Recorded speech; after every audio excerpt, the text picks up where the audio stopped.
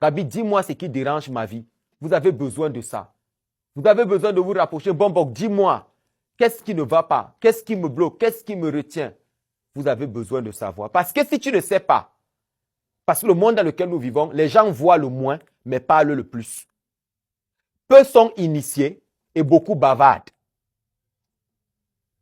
On a tellement de charlatans dehors, mais on a peu de personnes qui peuvent te dire la vérité. C'est pour ça que j'ai refusé un certain nombre de choses parce que je me dis, si elle décide de donner ces cours-ci, c'est parce que j'estime que les gens doivent être au courant. S'il vous plaît, chaque année, vous devez vous souvenir des morts de votre famille et les honorer.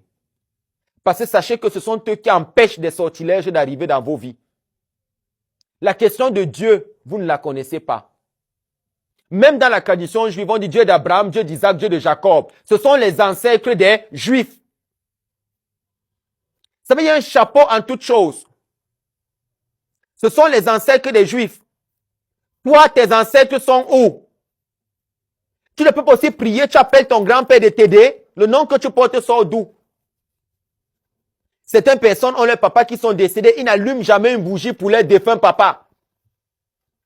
Comment vous le faites? Vous devez allumer une bougie et vous souvenir de cette personne et demander à cette personne de vous aider aussi. C'est ça, la tradition bantou. Nous, on a été formés.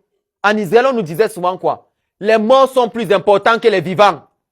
Parce que tous ceux dont on étudie les ouvrages aujourd'hui qui deviennent des ibourim dans nos vies, comme Rabbi Shimon Bar Yochai et tous les grands maîtres là, qui entrent en nous, qui nous expliquent un certain nombre de choses qui sont des ibourim pour nous, c'est la même chose qui se passe dans vos traditions.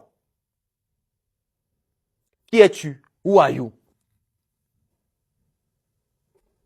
Wake up. There is no time to be wasted. Lève-toi. Qu'est-ce que tu fais?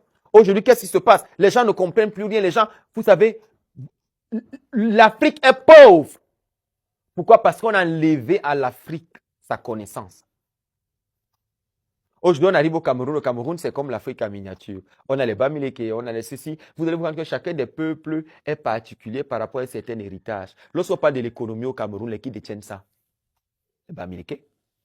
Quand on parle du commerce, ce sont toujours eux. Il faut qu'on dise la vérité. Pourquoi vous ne voulez pas reconnaître que chacun avait reçu sa part de grâce? Et c'est ça la spécificité du peuple bantou.